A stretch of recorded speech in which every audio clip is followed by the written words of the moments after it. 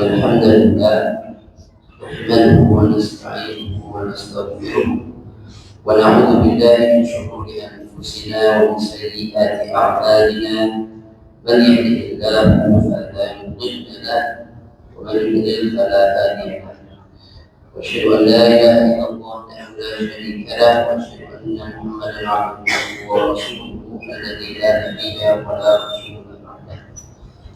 قال الله تعالى في كتابه الكريم: يا أيها الذين آمنوا اتقوا الله حق تقاته ولا تموتن إلا وأنتم مسلمون. وقال أيضا: يا أيها الناس اتقوا ربكم الذي خلقكم من نفس واحدة خلق منها زوجها وبث منهما رجالا كثيرا ونساء واتقوا الله الذي تساءلون به والأرحام إن الله كان عليكم رقيبا. وقال أيضا: يا أيها الذين آمنوا اتقوا الله وقولوا قولا سديدا يصلح لكم أعمالكم ويغفر لكم ذنوبكم ومن يطع الله ورسوله فقد فاز فوزا عظيما. فإن أصدق الحديث كتاب الله وخير الحديث محمد صلى الله عليه وسلم وشر الأمور محدثاتها فإن كل محدثة بدعة كل بدعة ضلالة وكل ضلالة في النار. وبعد. Jemaah imani wa rahmatullah, bila syukur kita tidak bisa dipanjatkan kepada Allah SWT, maka dengan mengingat nikmat Allah SWT, kita harus berikhtiar kepada ibadah kepada Allah. Dengan mengingat nikmat Allah, kita akan mendorong untuk beribadah kepadanya, karena manusia akan malu kepada Allah yang begitu banyak memberikan nikmat kepada kita. Ya, sebagaimana kita malu sama orang tua.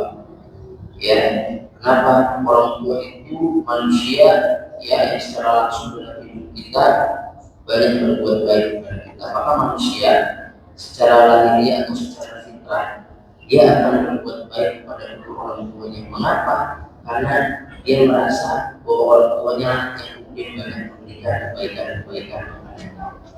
Dan itu menjadi sebuah sifat alami manusia itu. Apapun ihsan manusia itu adalah hamba bagi kebaikan.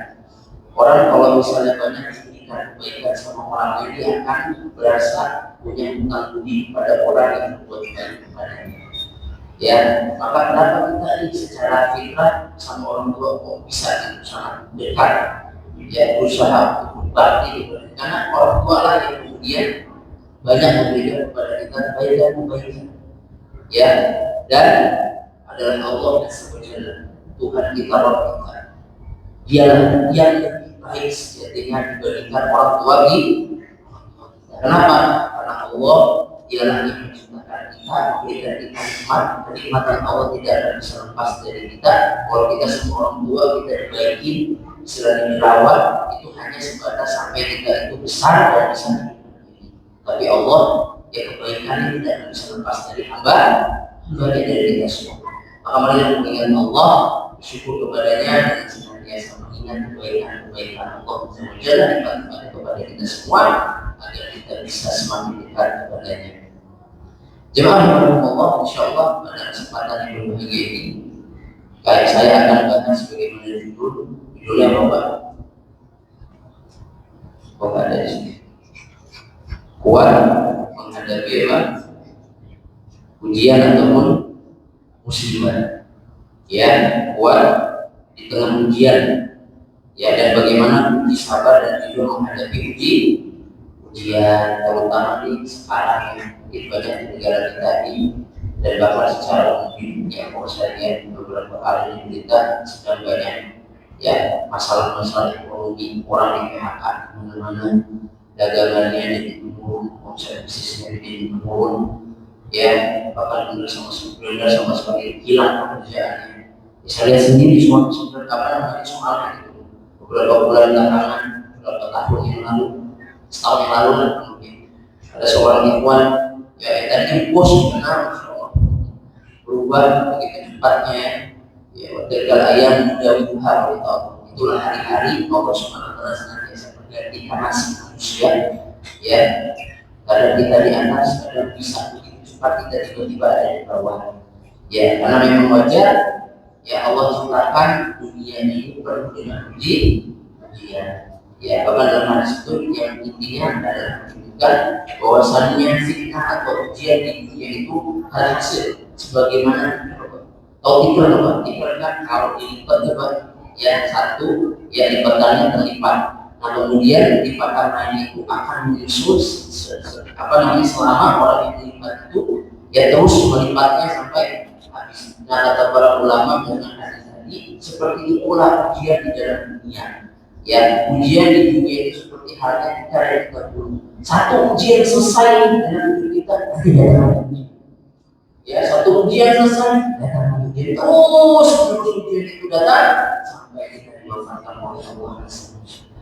Maka penting sekali kita sebagai muslim yang tahu bahwasanya kita hidup di dunia ini pasti akan mengalami ujian-ujian tadi. Bagaimana kita bisa mengenal cara-cara bagaimana kita menghadapi ujian tersebut agar kita kuat dan bersabar dan tentunya yang paling tinggi adalah kita bisa ridho kepada Allah Subhanahu wa taala terhadap ujian yang diberikan kepada kita. Ingat, sabar sama ridho ini agak berbeda nanti di akhir-akhir kita bahas. Sabar sama ridho ini beda.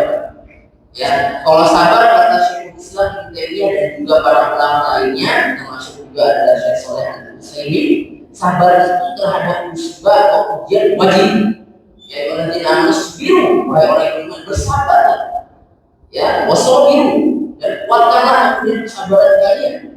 Ya, tapi kata para ulama, termasuk Syekhul Islam Ibnu Taimiyah dalam kitabnya Majmu' al-Fatawa, ridho terhadap ujian, ridho terhadap ya musibah yang Allah berikan itu punya sunnah.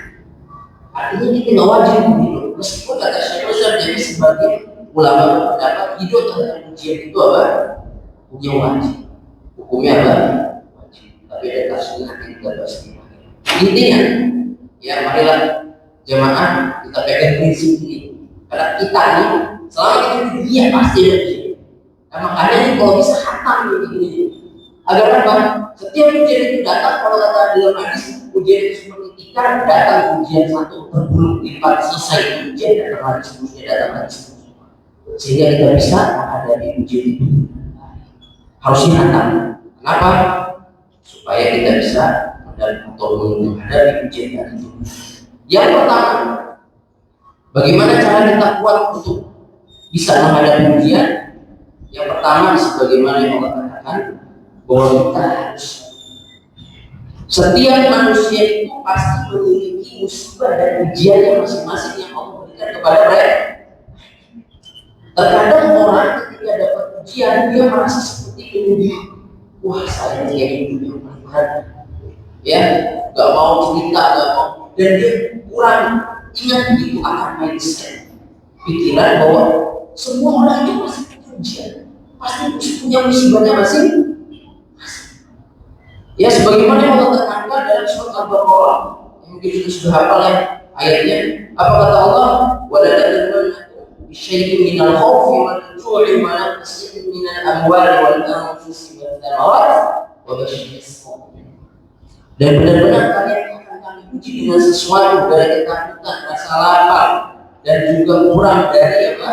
Harta ya dan jiwa serta buah-buahan. Maka berikanlah kabar gembira kepada orang-orang yang miskin. Jadi jemaah, kalau kita dapat ujian, jangan merasa ujian itu adalah satu-satunya ujian yang kita rasakan. Intinya itu banyak orang yang ya dapat ujian dari Allah SWT, cuma ujiannya berbeda ya. Dan kalau kita ingat bahwa ujian ya musibah yang Allah berikan itu apa? Tidak hanya bersifat sesuatu yang makruh, yang dibenci. Harta kita, waktu yang Allah berikan kepada itu, harta kita itu juga adalah apa? Ujian. Orang kaya itu sudah diuji sama Allah. Jangan antum kira orang miskin, maaf ya. Orang miskin, orang di jalan gak punya rumah, gak punya harta itu, dia sedang diuji aja dia. Orang kaya itu diuji saja. Diuji dengan kenikmatan apakah dia mau bersyukur atau apakah dia nanti atau tidak. Ya, sebagaimana Allah katakan. Ya, wa balawnahum bil hasanati was sayyi'at, dan kami uji mereka Dengan apa? Dengan kebaikan atau dengan keburukan. La'allahum yarji'un, supaya mereka itu apa? Mau kembali kepada Allah.